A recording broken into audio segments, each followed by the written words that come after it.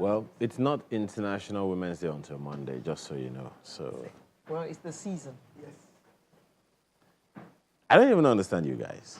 You will have 2 Mother's Days in a year. I'm not protesting, I'm just saying. How green are you? The land is green. Green enough. Green. Oh, the land is green. It's green. What? Look at me here. Hey, I'm talking to you. You're talking to me. So go ahead.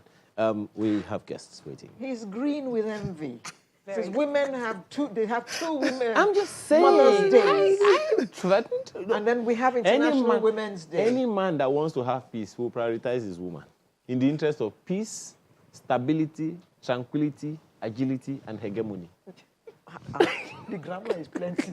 Now you're speaking my language. It's in the interest of peace and stability. Remember during the break, we were talking about women, and I was saying to you, look at COVID, for instance.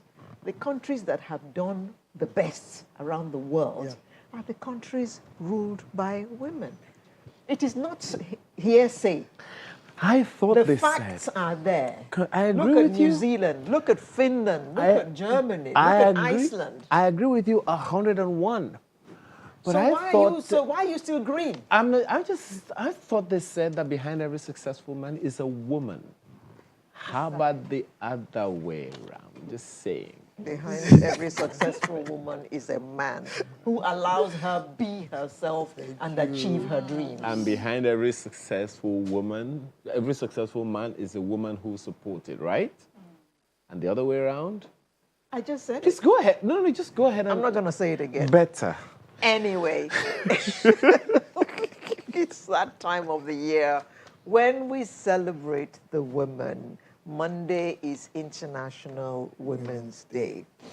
Never mind that some people are saying that women are becoming a bit too pushy because they're now breaking glass ceilings and all that. Anyone who said that. Women are living their dreams. They are being themselves. They are being women.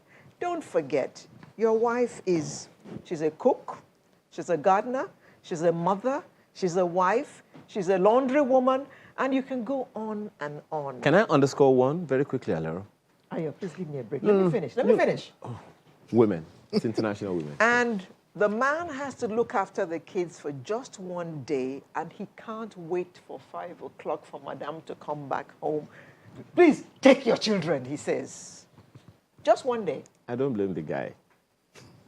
See, that word mother, Alero, that word mother very weighty. Is what they call multitask. Is bigger than the role of a synonym with multitask. Sincerely. Because the word one man mother who finally admits. I'm honest. The word mother encompasses a teacher, a nurse, a gardener, many things. And they say we have guests. Yes, we do have guests, but we carried on enough. We have women here who are going to talk to us about this year's International Women's Day. It's my pleasure to welcome the Executive Director, Women in Management, Business and Public Service, Mrs. Hanzatu Adegbite. Good morning. Good morning. Thank you for joining us. And thank you very much. And we also have with us in the studio as well, Ngova Ihembe Wankwo, who's chairperson of the Executive Council over at Wimbys. Good morning, Good morning. Thank you very much for having us. And joining us via, joining us virtually is Nadia Musaji, who's co-founder, Women in Engineering, member, World Economic Forum Global Shapers Committee. Good morning. Good morning. Thank you so much for having me. And thank you for joining us. Where are you joining us from? Cape Town, South Africa. Cape Town, South Africa. Well, you see what virtual can do for you. So, women in business, women in engineering, women in broadcasting is here as well.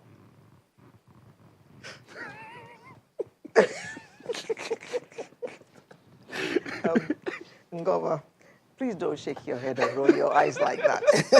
Just But my partner is a very happy person. So just let him be happy. Yes, Okay? I am. So let's talk about this year's International Women's Day. What is the theme for this year? The theme for this year's International Women's Day is Choose to Challenge. So it's about women and men. So we're very inclusive. Thank you very much. Our male allies, as we He'd like like to that. call them, choosing to challenge the things that are holding women back. Yeah. So be it gender stereotypes, be it mindsets, be it physical roadblocks, but choosing to challenge and making sure we are able to achieve gender parity, which is the goal. Well, Choosing to challenge. Yes. is that for Nigeria, or that's the global one? So that's the global, and everybody sort of plugs into that. And then at individual, either country level or organization level, you do various things around the theme, and you might create your own theme, but there is that one overarching theme every year. We also understand that there is something around women in leadership as well. What's that about? Do you understand what that means? Well, for this year's International Women's Day, they're also looking at women in leadership, especially in this COVID pandemic season, and how they are sort of, helping to address so many of the issues in the world.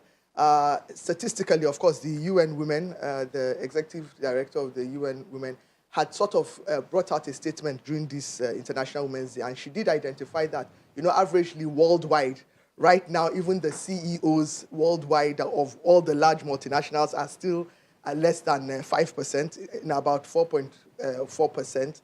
And then you also have global boards, less than 22% of representation of women on boards. You look at the women in parliament, they're less than 16% worldwide and globally.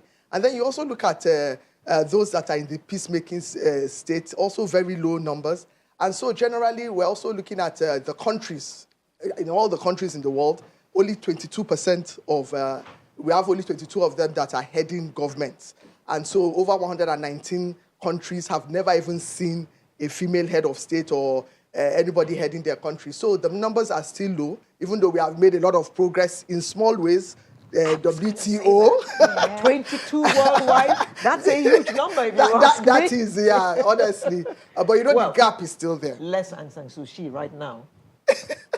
She has been put in prison. That's true. That's true. And then our victories are there. WTO, for example, Africa ably represented by Dr. Okundrela. So yes. Now let me go to Nadia. Nadia, you are of women in engineering.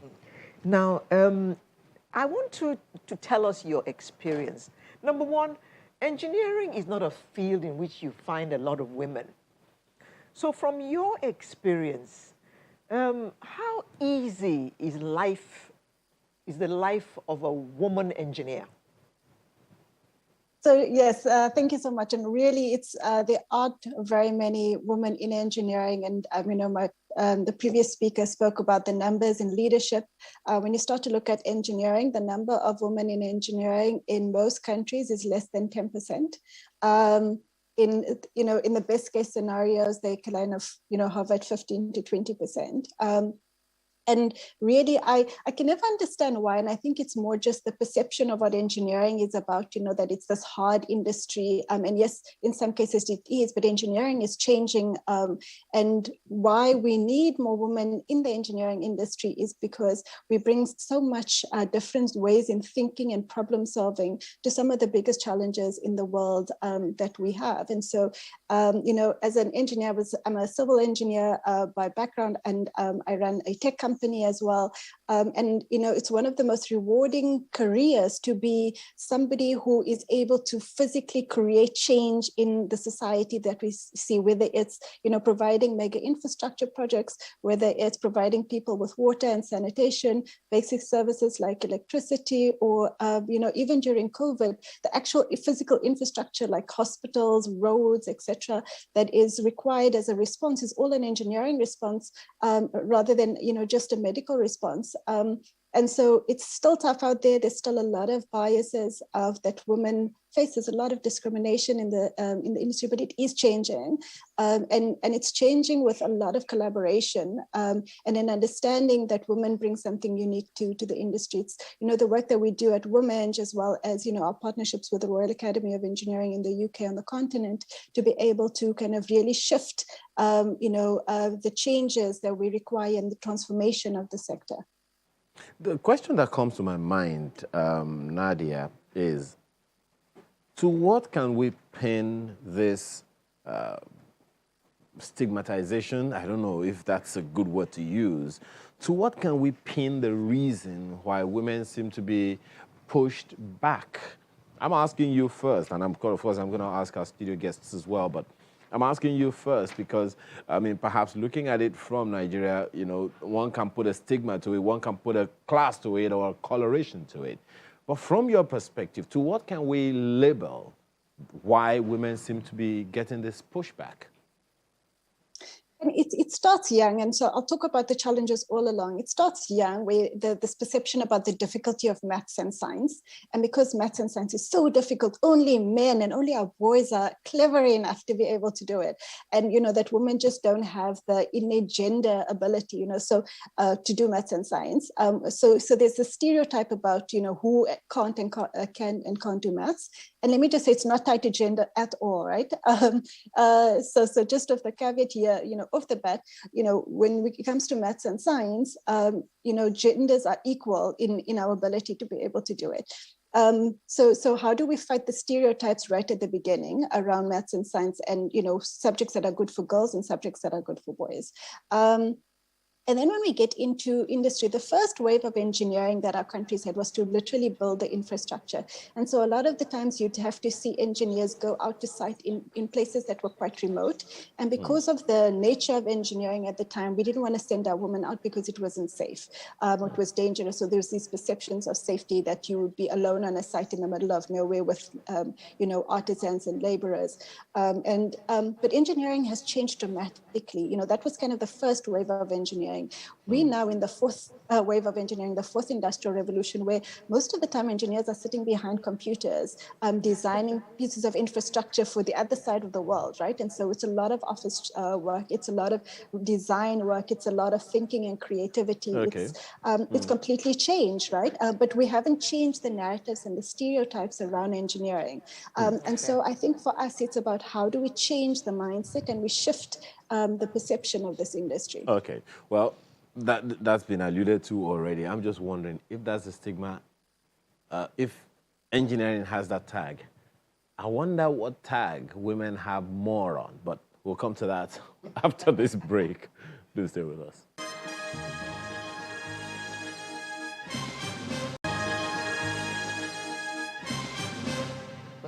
You don't want to know what these women were talking about. It's in the spirit of international. We understand. We understand. Thank you very much. Jesus Christ. Anyway, let me come to you, Mrs. Adigbite. There is that. What is it that you think? What could be responsible for this tag or alienation of women from, over the years? I mean, those figures that you have, reeled out earlier, added to the one from Nadia, one would wonder, why? My brother, we're in Africa. Let me start with that. And but you said it's a global phenomenon. Yes, I'll start with Africa and I'll spread it out. Okay. We have culture. We have traditional circumstances. We have family belief systems. So different families believe in different things. If I ask Governor for her upbringing, maybe she had a father that was liberal. I don't know. Let me not call names. There are some women that their fathers will just ensure that they are traditional women in terms of gender roles. We have even our society that doesn't just believe that women should serve in any kind of leadership position. So there are a lot of traditional mindsets and thinking. We even have religious barriers. That's the truth. And so whether you're looking at it from a Nigerian perspective, from an African perspective, or a global perspective, you have categories of human beings in that mold based on how they grew up.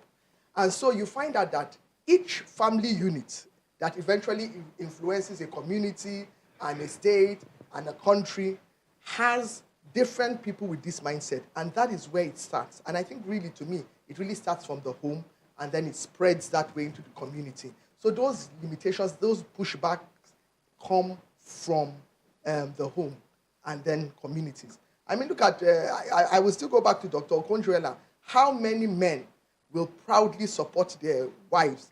If I even look at all the men even clicking and celebrating her, all the Kamala Harrises, how many men will support their wives and proudly sit by them as the second man?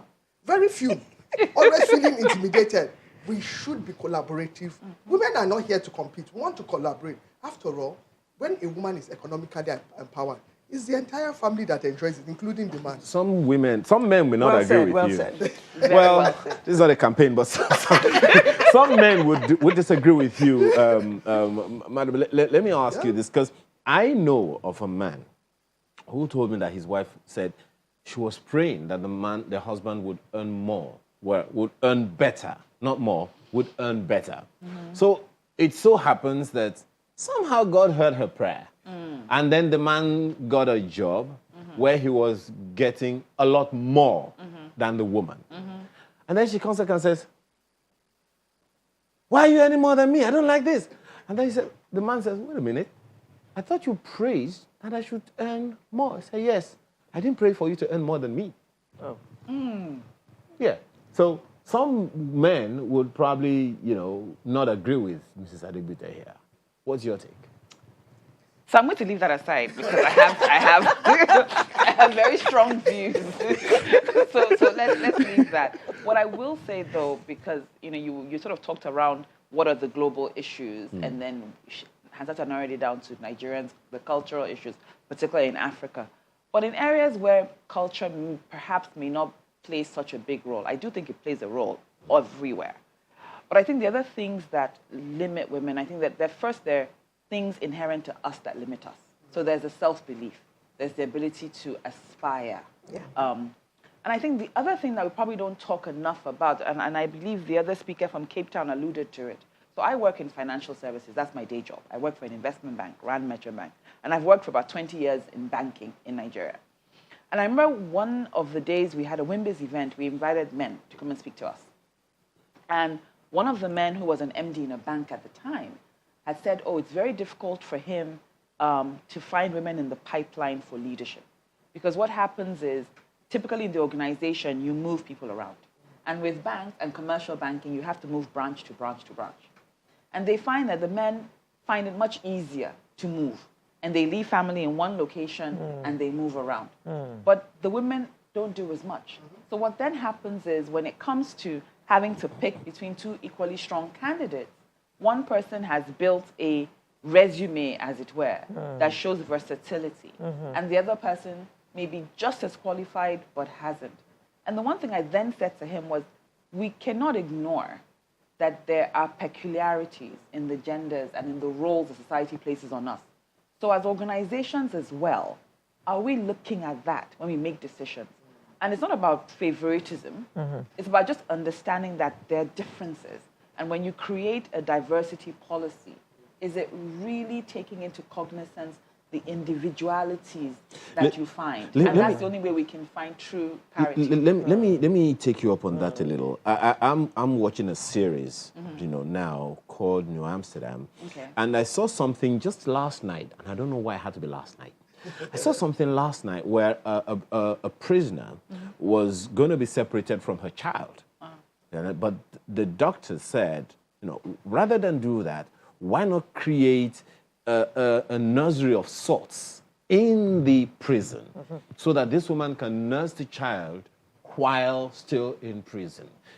If we're going to, create a policy around what you are talking about now, what would it be and how would it look like globally?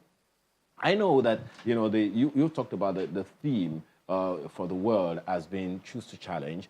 But on the website of the UNDP, the theme this year is Women in Leadership, Achieving an Equal Future in a COVID-19 world. Now, so looking at this theme, what are those things what adaptations, what policy adjustments, what policy directions or thrusts would you propose, not just in banking, but in the regulated professions that women would, that would be all-encompassing, all-inclusive, that will create the opportunities that you think will favor everyone at the same time? Yes.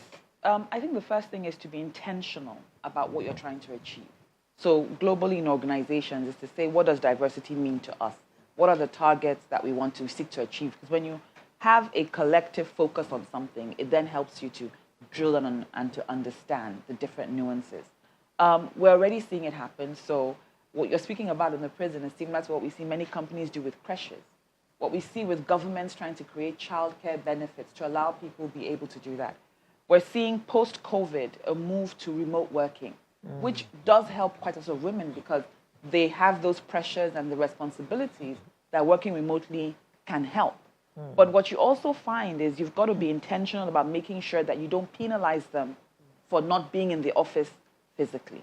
We also then have got to find, are there other opportunities for them to gain the experience? So a number of years ago, there used to be sort of, you would go and do a secondment. But going away for a year or two, for most women, is not something they can do. Yeah. But moving and creating a process where they're able to transition across departments, perhaps spending an afternoon a week. So, you know, being intentional about it, it's not about watering down what you want, but it's understanding the differences and then making sure that the policies that you're designing help you to achieve the targets that you've collectively set. Now, let me take this to Nadia.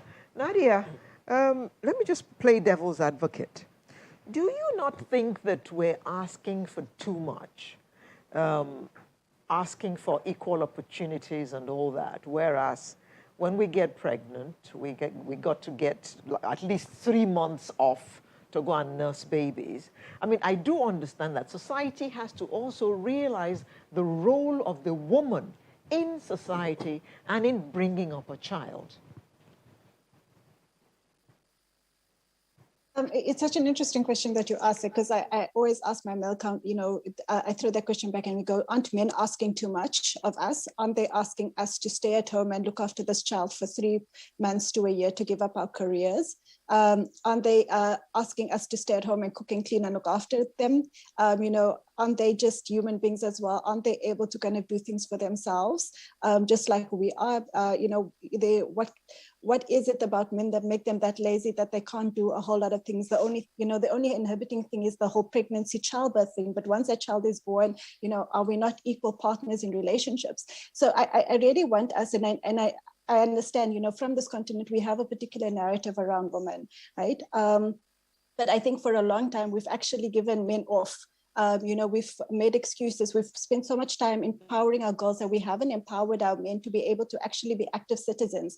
We've made sure that they could remain very lazy citizens, right? And so you start to see a lot of the activism just around women. So, you know, forgive me for being controversial here and to throw your question back at you. But, you know, it's really about time that men actually start stepping up to the plate here, right? You know, because we, you know, I think about, you know, the younger generation of guys coming through who want to be equal parents, who are fighting for paternity leave, who realize that, you know, raising a child is not just the mother's responsibility, but their responsibility, that they're not traveling because, you know, their children are at home. They prefer to stay at home while their wife works because their wife is a higher income earner because she's got a better qualification.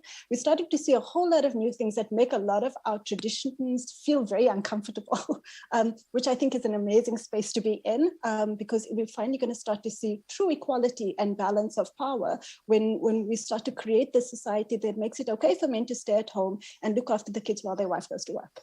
I'm wondering how it will sound, house husband in Africa. I'm just wondering. We have them, a lot of them. Oh, really? We have them. Plenty. Take a it's just that they just hide in the home. You wouldn't know what they're doing there. Hide. But we have a lot of them.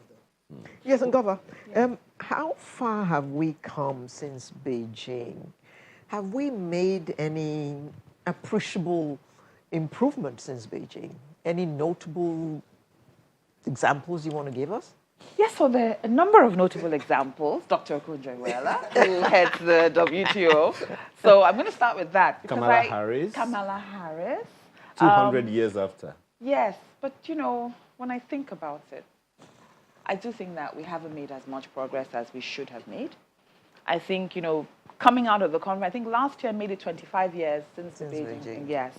Already? And yes, it was 25 years last year. And when you sort of look back at the 25 years and try and see where we've come, particularly in Nigeria, we still don't have a gender equality bill. I feel quite sad about that. When you look at our political representation, I think we're at 4%. When you look at leadership in business and sort of take stock of the leadership we see with companies that are quoted, you see where we stand. You look at the number of girls out of school. You look at the perennial issues around harassment and gender-based violence. And I honestly don't think we've made as much progress. But I think that it will always take time to achieve change. It's taken How much time? 25 years.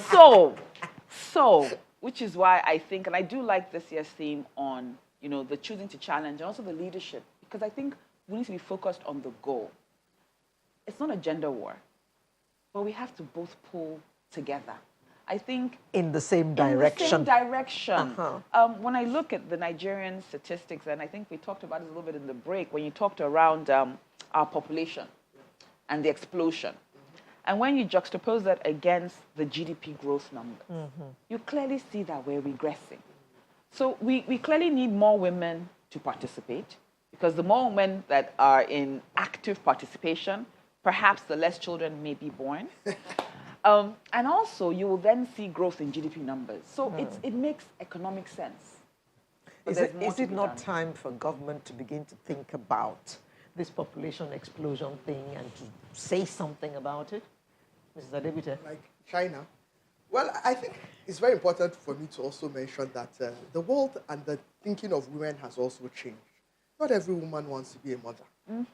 Not every woman wants to be a wife. True. And we must also respect that. Even in Africa, we make women that don't want to get married look as if they are doing something outside the norm, and women that have actually assessed and looked at their lives and said, look, I don't think I want to bring in a child into this world. I just want to live my life.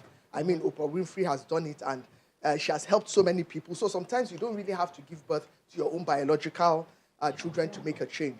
I think it is important for Africa as a whole, definitely for us to begin to look at policies around that, and even maybe the government appealing to their citizens, because, you know, again, mindsets are very difficult to work with in Africa. So we just also have to begin to appeal and campaign and speak to people in a language that they will understand. Okay. And I think it's a communal responsibility. Well, talking about policies and bills, we're going into politics. Yeah. So let me ask Nadia. We have talked about women in engineering, women in business, women in broadcasting. Now let's talk about women in politics. From your neck of the woods, is it still a cultural thing? Is there still that cultural challenge, or you think the opportunities are there, it's just for women to take it, or there are some things that are just keeping women away? So, South Africa has one of the most representative parliaments in the world. So we've got a lot of women in government and in politics. In kind of, as I think about not just my neck of the woods being South Africa, but also I think about kind of Botswana, we've got a super young politician. I think she is in her early 30s. And so a young woman in politics. We're starting to see a real caliber of young women leaders be able to actually start to challenge the political norm. The other day I read about a young woman who is going for at the UN. She is going to be standing for election for the head of the UN, and she's drumming up support from a lot of young people around the world, saying these institutions have very old, archaic ideologies that does not fit with this very young, vibrant, generation that is very technologically savvy. And so we need representation from young women around the world. I think it's absolutely fabulous. I think the culture is changing a lot, and I think technology is enabling it. Okay, let me ask you, madam, is it a problem of identifying the woman who can do it, or of giving the woman who can do it a chance. In Dubai, we saw that feat, achieved by Dubai recently, and it was a woman that was behind that science, all of that science from planning till execution until successful delivery of that project. Is it a problem of identifying who can do it, or that of giving a woman who can do it a chance? I think it's both. And I don't think it's identifying a woman, because there are many men. So why do we need to collectively pick one person that speaks for us? I think we have to pick many women. We have to give many women the opportunity to run for office. We have to support them. We have to create the infrastructure around them. And we as women have to collectively come behind them. And the male allies too need to support. Women have to collectively come behind them. Yes. I'm going to pick on that and bring it to you. Because some would, listening and watching right now, would say sometimes the woman is a challenge that the woman has to contend with. Well, I know people say that a lot, but I will use myself as an example. And our WIMBI's organization, women do support women. Yes, most women of my still also antagonize women. Men also antagonize men. Good. Men also work against men. It is universal. But I will say that genuinely and sincerely, I look at my own life journey. Most of my mentors, most of the people that have helped me in my worst crisis in life have been women. 95% of them. And that is me. And even the organization I work with now, I see a lot of women that have been supported by other stakeholders in their industry. So in conclusion, what I'm saying is women do support women. Yes. Men do support men. Men do support women. Women do support men. And in the same vein, you have men that don't support men and women that don't support women. It's just universal. Full stop. On that note, I'd like to wish everybody a happy International Women's Day. So we had co-founder, Women in Engineering, and member World Economic Forum Global Shapers Community, who joined us from Cape Town, South Africa, Nadia Musaji. Thank you very much. And in our studio in Lagos, we had Ngova Iyembe-Wankwo, Chairperson, Executive Council, WIMBI's, as well as Hansatu Adegbite, Executive Director, WIMBI's.